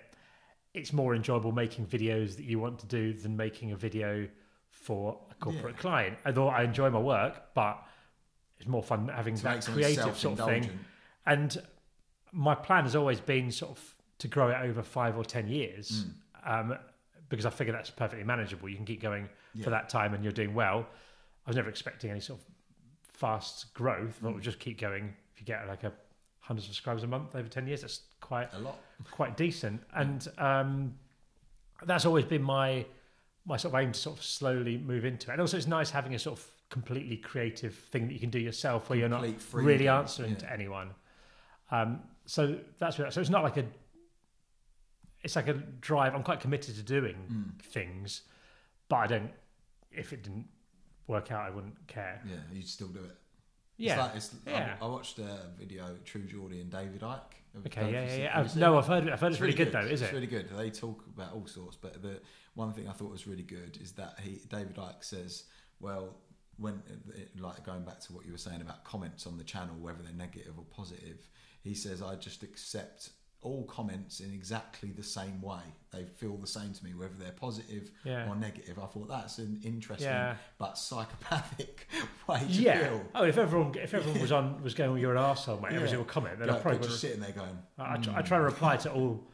It's not really practical at the minute, but to all as many comments as I possibly can, even if it's just thanks or hello or an emoji or something like that. But that's how you build a loyal. Audience. And I think it does. I find it really weird when people put out a video, or if they want to grow on Instagram or something, they put something out, and then people will comment or something like that, and they don't reply. And I'm not talking about people who cannot physically get through the comments, like established people, but people starting out. I know, because it's like you have to talk. It's like if you were giving a business presentation and then at the end people start to ask questions, you just walk off. Yeah, it's like someone's taken the care. You've made this. Someone's watched it and they're making a physical comment about it, and you're just ignoring it. Yeah, of course you're not growing. Yeah, you need to respect. Yeah, exactly. Yeah. Of course you're not growing because you don't care about there's one thing not caring what people say, but you got to care about people that do care about you. Yeah. That's how life works. But people are saying now to people go, I want you to monetize the channel more because I want to give you some money or something like that. But I think when you're like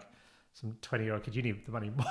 You're all right for now, sort of thing. And down the line, I'm sure there'll be some things. But now it's starting to make some ad money that isn't pence. Do you know what I mean? Sort of thing. It's not. I'm not retiring, but it helps a bit. Yeah. It must be quite a profound moment when you see the first okay amount that's not pence. Yeah. Where you go, it's actually not a fallacy. It is actually real. And you can add it up, and you go if this keeps going as it is or fluctuates slightly, then it'll be enough to pay things. Well, you can go to certain things and go, well, that's going to pay for my kids' swimming lessons for the month, or it's going to pay for you and choose to go and eat baguettes. Exactly, yeah. But eventually, we'll go. Eventually, I'll get the point that will cover the mortgage. Or let's do this. So you don't have to. It doesn't have to be like your sole income. It can just help out a bit. Yeah, I think that's really cool, mate. Yeah. And there's other things and there's other ways you can do it. At the minute, it's just that I'm getting ad revenue from YouTube. There's other ways you can monetize things and that. You can get a sponsor and all that kind of thing. Sponsorship. You can sell merchandise. So decide. Yeah, there's just the moustache on the t-shirt. Bin bag.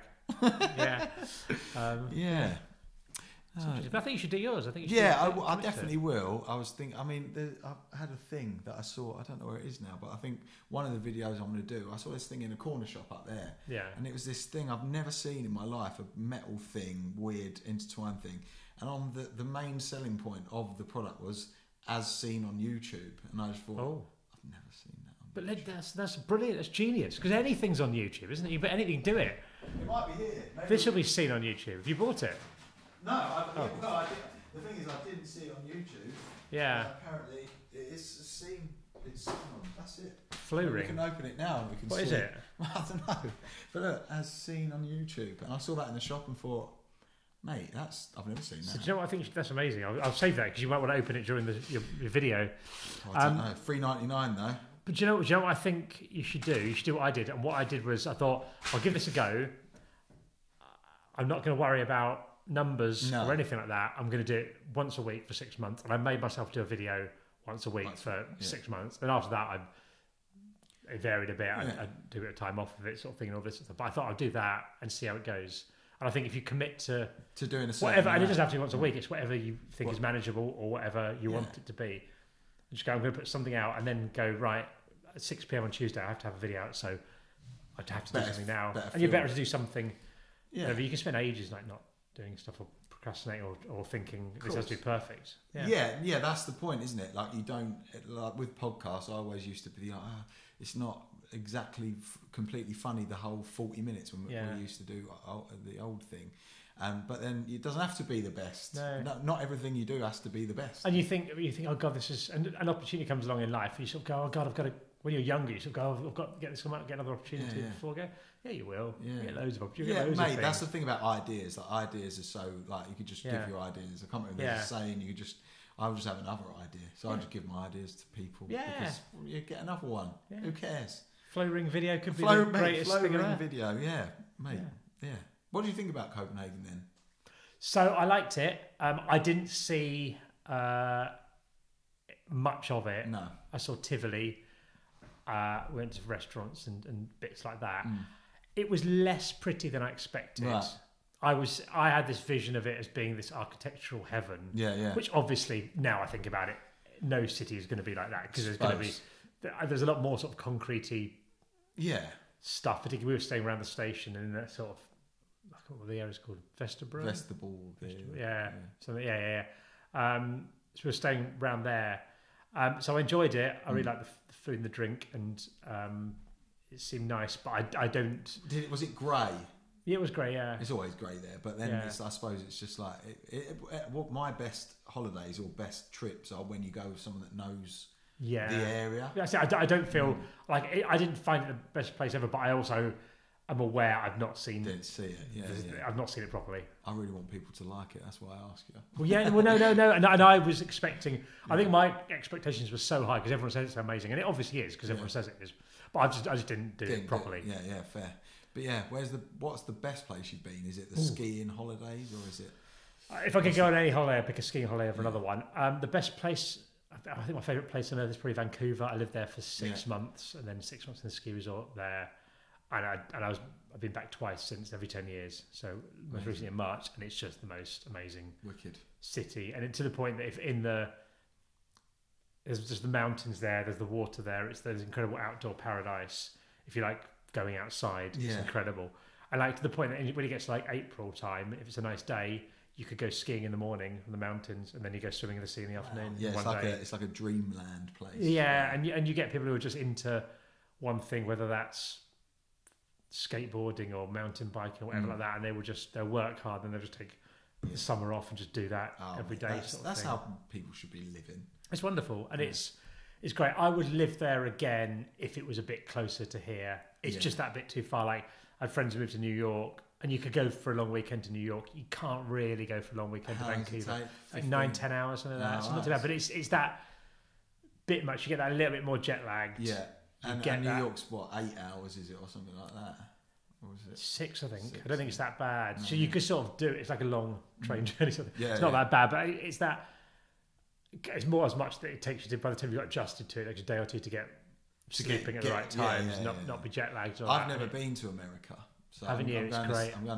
We're going to San Francisco for our honeymoon. Oh, amazing! And it's gonna.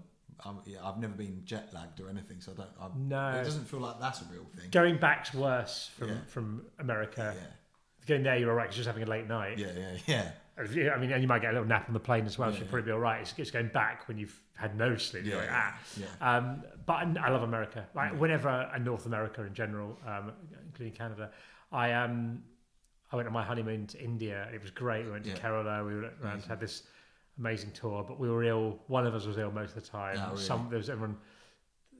They need to sit everyone in India down and go, right, one morning, just do one course in food hygiene and then move on. And they do morning in food hygiene and the afternoon driving, because everyone's so slow because everyone's so dreadful driving.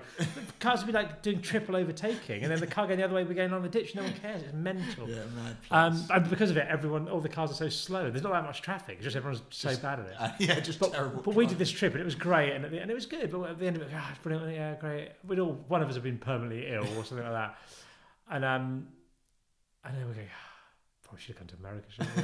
And it was great. And I loved India. It was great, but America's so brilliant. And and people always hammer Americans who don't have passports and all this, but I get it, because you've got an entire continent. You can do all these things without leaving. Yeah, well, yeah. And there are other bits of culture, but there's so much within your country. I suppose like the ones that haven't got passports are the central people, or like people that are literally like 1,000 miles away from like something that is a bit European. Like New York, but I mean, if you want to go skiing, you can. If you want to go somewhere really hot, you can. You've got all these things, and I get it. I mean, and obviously the more adventurous ones that do travel appreciate it, and there are different cultures and stuff. I do kind of get it more than if someone didn't have a passport in this country. Yeah, but Vancouver's the place. I think so. Yeah. What's the worst place?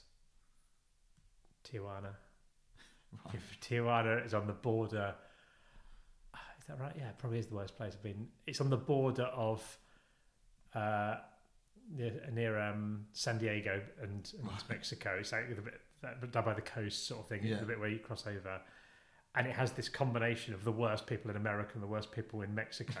Because what happens is, like, American idiot 18-year-olds go because they can drink before they're 21 because obviously they're so strict. So they go to get drunk for the first time, and the worst people in Mexico come to take advantage of the drunk Americans. So it's like people who've never drunk before getting hammered from America. And con artists. And people try to rip them off, and it's just horrific. But why did you go there? Just for a holiday? Because I was going down to... when I lived in Canada, I went down the coast. I was just travelling down. Nice. So I just crossed over to Tirana. I was there for like a day. I was like, did you drive down the coast of California? No, I didn't. I flew to LA, and then we got a bus, I think, down to Tijuana and then into Mexico. But I think Tijuana might be the worst. It's only the worst people I've seen, I think. I mean, there's obviously boring places. I asked this to Tubes the other day, where's the worst place I've ever been? He said he went to Port Talbot, I think it was, in Wales. Right. When there was like when the football or the finals were being held at the Millennium Stadium, he went there and he stayed in some hotel, and there were like bars at the hotel reception. And he went in there and he said, why have you been, why are there bars here? He said, we've been robbed. I said, the last 2 days we've been robbed at gunpoint 3 times. I was like, that's like twice in one day you got robbed at gunpoint. 3 times on a weekend. I'm going like, oh my God, like, he's going, yeah, this isn't a great hotel. Don't tell people that. Is that just advisor? Just say, just to be safe. Don't tell them you've been... Bring your own gun if you're going to come. So yeah, that's the worst place he's been. So what's the worst place you've been? The worst place I've been. All right. I went to Egypt once, and I went snorkeling, right, and that was amazing. Yeah. That was like one of my favourite things I've ever done. Yeah. But Egypt is a strange place. Yeah. Got picked up from the airport in a taxi, and I don't really know if it's the worst place. Like I say, I've got a really low threshold of enjoyment, so it doesn't really matter to me. I'm all right wherever it is. But we got in a taxi, and it was driving through Egypt on the wrong side of the road at about 100 miles an hour, and the guy was playing. He goes, "Oh, you like music?" Yeah. He put Katy Perry. Put Katy Perry on, going through "Baby You're a Firework" all across the roundabouts. And all he was shouting was, "I love the English. I love Tony Blair." And then he said, "Do you want to see where Tony Blair came here once?" And I thought, not really, but... And he drove me past where Tony Blair once stood, and he said, "That's where Tony Blair stood once." And I thought, that's the start to my holiday. I quite like Tony Blair. It was a bit weird when he went mental and killed like hundreds of thousands of people. Yeah, that was a shame. Well, we all make mistakes, don't we? That was a massive shame to do that, but there you go. Yeah, he lost the room a little bit there, didn't he? Yeah, but apart from that... that wasn't his best joke.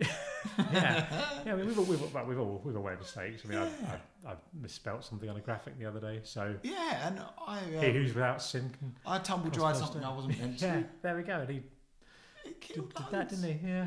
He was all right. Still. It's like Hitler. Make their mistakes. He was yeah. all right. He was probably all right. I think he was... I think he made a... Yeah. He made a few errors. It was that like it. Yeah. Apparently he was nice to his dog, but then I point out that he actually killed the dog in the end. Did he? Yeah, I think he poisoned it. So, yeah. Oh, well. Yeah. He Hitler did kill Hitler, though. So...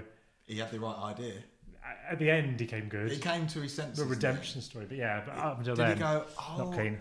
Did he go, "Oh my God, no, I can't believe I've done that"? Or was it more of I imagine probably not. I don't want to get caught. Just an arsehole. Or just mad. Yeah. Got it down. Shame to be miserable there, didn't it? Yeah. So Egypt. Yeah, so Egypt. But yeah, my favourite place is probably Copenhagen. So there you go. Okay. Well, I definitely will go back. Partly because I think I'd like the kids who love Tivoli. We'll just go with you and Tubes eating baguettes by bins. Yeah, I don't think that's the best way to see a city. Yeah, go with the family. Yeah. Yeah, it's a good... The kids... How many kids? 3.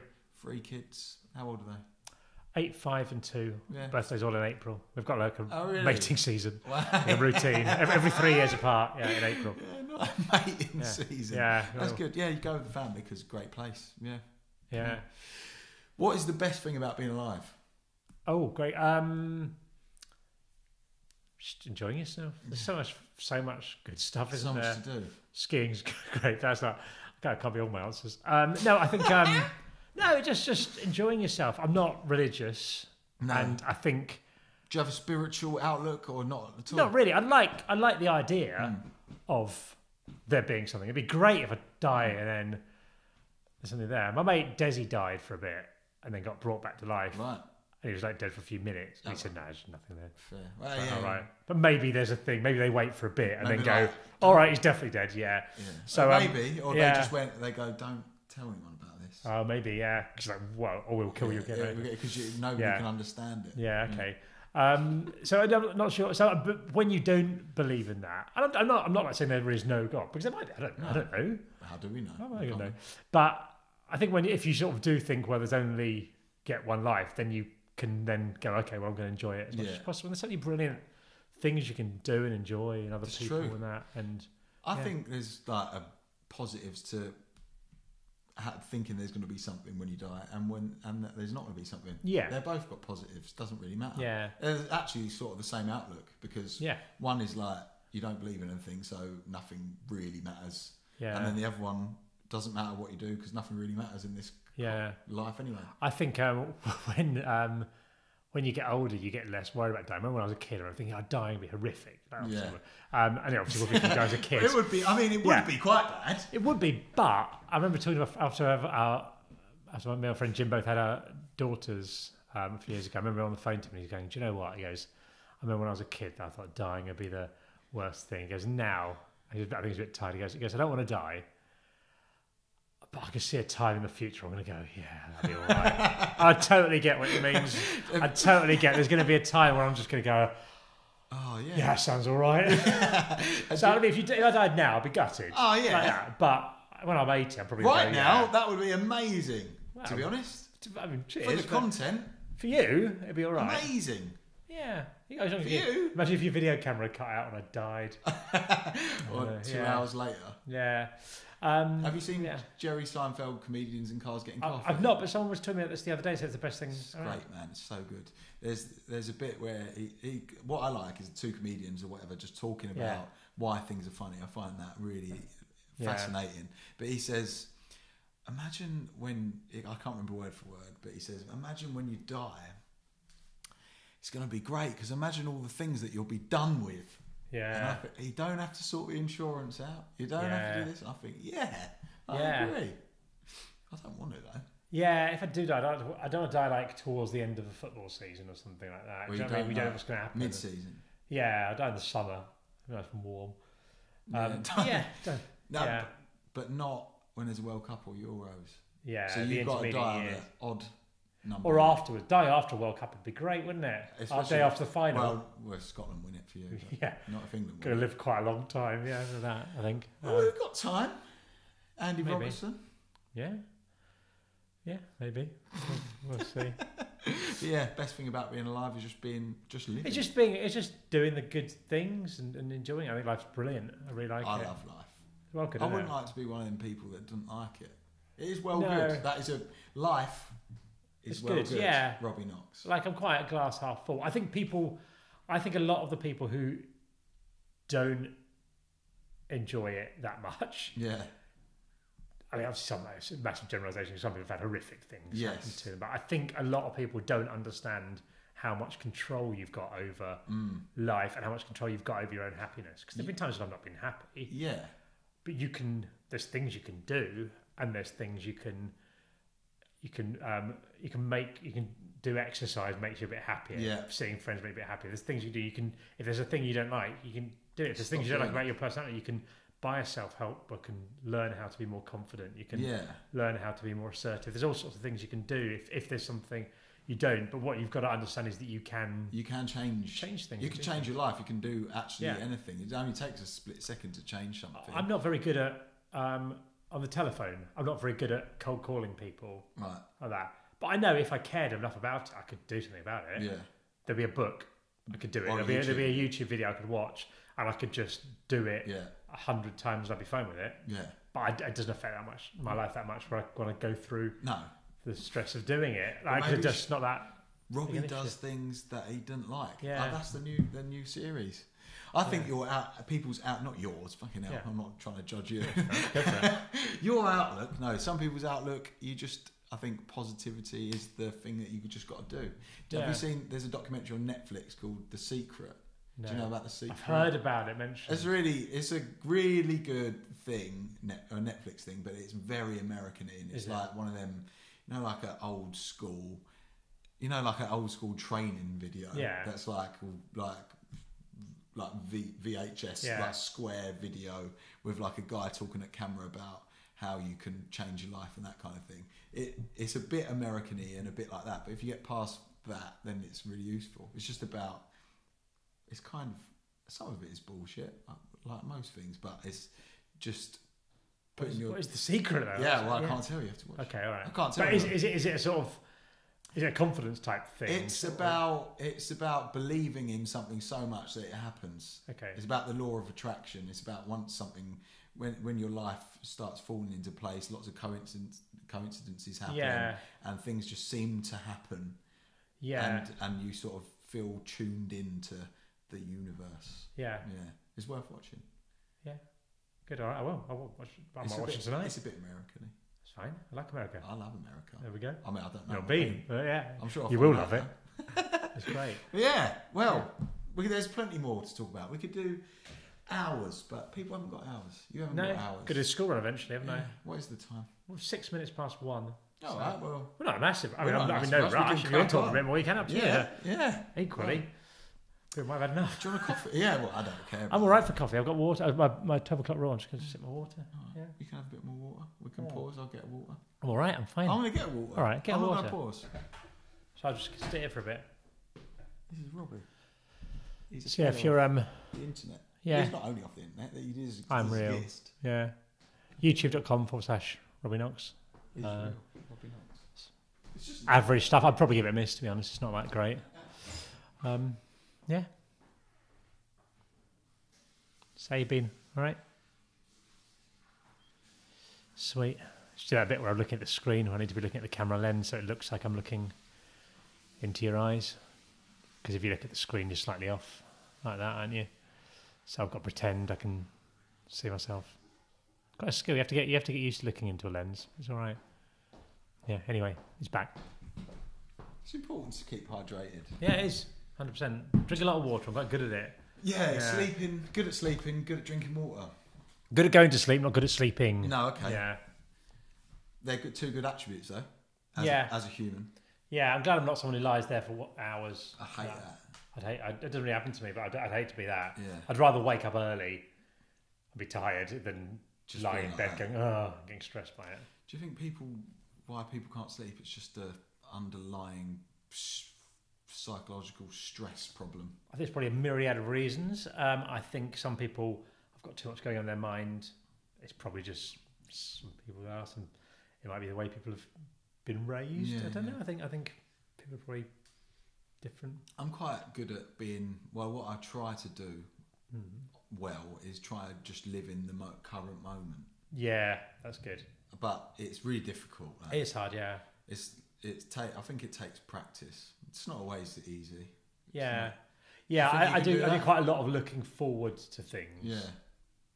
But then I'm quite good at living in the moment. I don't dwell on the past much. No. I admit if something bad happens, I will for a bit. Yeah. Like if I get like a parking ticket or something, I'll be like, oh. But then a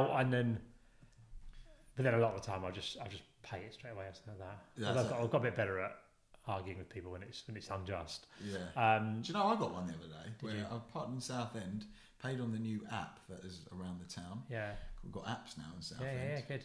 Ring Go, is it that one? No, but I love that one. That's the best one. That's the best one, yeah. Park by phone. What I like doing when I appeal for tickets is just say you can't afford it. That actually works. Does it? Yeah. But now you being a big influencer, you're never going to get away with that. So what happens? You just say I can't afford it? Yeah, you say I can't afford it at this time. I had one once where I said I couldn't afford it, and they just replied saying, "Don't worry about it." Sounds like I'm lying, doesn't it? Even things like that work, isn't it? When I went down to Mexico, you're supposed to. The way it worked at the time, I don't know what it is now, but this is 20 years ago. If you went down to there, you could, if you're just crossing the border. So for all these people going to Tijuana, you don't need a thing called a tourist card. But if you're going further into Mexico, you do. So if you fly into Mexico City, you need a tourist card and all this. So when we crossed the border, there wasn't really much of a border there. There's like you go through a gate, but there's not really any proper thing. So I sort of high security. I had to find someone and go, where do I get my tourist card from? Because they're going further in. I went, okay, how are you travelling in? I went, well, we're going to fly from Tijuana Airport to Mexico City. So okay, you get it at the airport. So we got to the airport, and then they said, well, no, you'll get it on the plane. And then we got to the plane, and no one gave it to us there. We got off the other side, and it was quite late at night. So I went to some little room and said, found a little desk thing. So I said, I need to get a tourist card. And they went, all right, there's no one here. Can you come back tomorrow? So for God's sake, I had to go into Mexico City, come back to the airport the next day, and then got in there, and they said, yeah, you need to get this the day you arrive. I went, well, they told us to come back. I went, well, we can't give it to you the day after you arrive. I went, all right. I went, go back in time. No, they said, well, look, just go, carry on, and if anyone asks, just say immigration said it was all right. Well, that's not going to work. So anyway, I travelled around for 3 weeks. No one really questioned it. But the law is like a policeman can ask you for any time, and you have to have it. And I got a 28-hour bus journey up Mexico.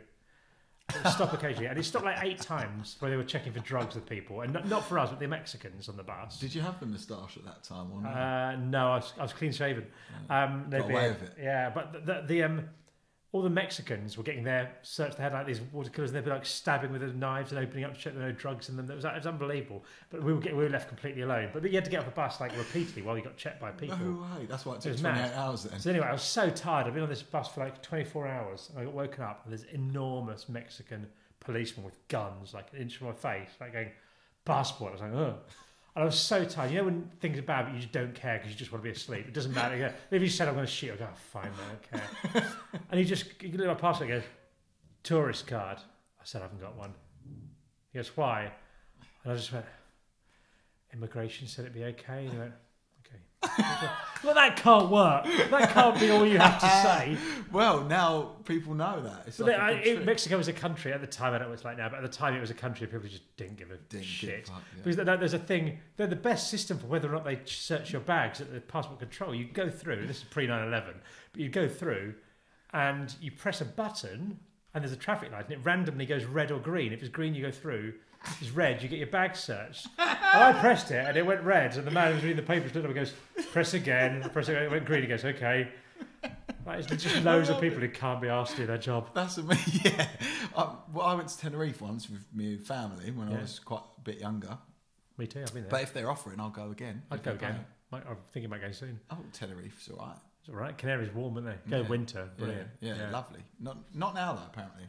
No? Now, it's not that warm. It's like 18 now. I think it depends where you go. Some bits are all right. 18. Yeah, December, right. Yeah, I think if you go now, it's all right because I've looked at February. We're looking into it. Yeah, February's the one apparently. But anyway, we're walking through Tenerife passport control or checking your baggage, whatever that's called. What's that called? Checking your baggage control. Security. That's it. Border Force. Yeah, Border Force. I love them programs. Yeah, I like the police ones. The Australian one I like because there's loads of sort of conflict of people coming through Australia trying to bring in fruit. Yeah, God, you can't bring fruit into. They are mental. They really hate that. Yeah, and fair play, they're good at. Bring a bag of heroin, but if you bring along an apple, we go to prison. If you bring a person, you're probably right. Yeah. But anyway, my dad had a bottle of water, and that's like you're not allowed water really. They don't let you bring water in because it could be petrol or something. I don't know what the point of that is. But they said you can't bring that. Asked, what can I do with this? Because they said just. Is it open? My dad was like, no. And she made him show her. Yeah. And then she opened it and he opened it and she made him drink a bit to prove it was water. And I just thought, if someone is going to commit an atrocity, they're going to be up for drinking whatever in that bottle. Yeah. Then there's no way they're going to go, no, I'm not drinking that. It's like petrol. I can't drink that. Yeah. But I thought that was shite border security. Maybe they've got a system that we don't understand. Maybe. Well, it is. I once interviewed a guy. I should have to say this. I'll tell you afterwards. Yeah, just let me know. I'll tell you this. I don't want to get in trouble. I interviewed a guy and he told me something interesting that I'll tell you about after. About security. Okay, good. I don't want to ruin our national security by telling you what I know. Well, well, exactly. It's a secret, not the secret, but I'm a good citizen. Yeah. Nice. Got anything else you shouldn't say? Probably loads, yeah. I'll tell you, this is a really interesting guy. He's like an SBS guy, but I'll tell you all about what he said. Okay, I'm excited. Yeah. That's good. What he did say, this is this guy I was making a video for a computer game, right? And the game was called Homefront, The Revolution, I think it was. And the idea was it's set in the future, and North Korea's taken over America, and you're a resistance fighter trying to get it back. And so our idea was like to do a video where we're like, what would happen if you got taken over by America, if Britain got taken over by another country like this? And we would, when you meet someone whose life's very different to yours, like that. We were driving past the House of Parliament. I was going, "Have you ever been in there, mate?" And he goes, and he was like a really senior in like revolutionary warfare and really one of the experts in the country. He's just retired, and he went, "Yeah, no, we're going quite a lot of tours of we go there quite a lot." And I go like, "Well, for meetings and stuff." He goes, "No, we go like tours of the building to look around it, so that if it ever got captured, we could take it back." And like if you're the bloke, they phone up and go, "Hello, mate. It's been taken over. We've lost Parliament. Do you mind getting it back for us?" You're pretty hard. For ankle. Yeah. Mate, that's an insane job. Does he know any other secrets? Yeah, quite a few, yeah. But on the non-secret things, what else did he tell me that was amazing? I was talking to him about what went wrong, Afghanistan and all this. It was a few years ago I did it, and I think it was in the news at the time, something like that. And he was going, we were so close to sorting it out. Wow. We were so close to it being fine. And then politicians got involved. He said the problem's always politicians because they just don't understand. And he said, and there's things that for you and me sound right and are absolutely great, but you've got to have incremental change in these places, and people don't. It's like they were opening a women's only university in Kabul. Great, sounds brilliant. He goes, but you've got to understand the way that people will see women. A lot of people will see women there, and they'll treat them. They're so low down that the thought of it is like a joke. It's like that's like, let's open a university for dogs or something. No, but honestly, that's what he's saying. But he said, I'll give you an example. He said he was working out in Kabul, and they had like local people who work with them as translators and stuff like that. And one day, one of the guys didn't. And they got paid quite well. Actually, they get paid quite well so that they don't like kill you basically or do mental things. So he said this guy didn't turn up for work one day. He's like, and he's telling the other guy, "Yes, where is he?" He goes, I don't know.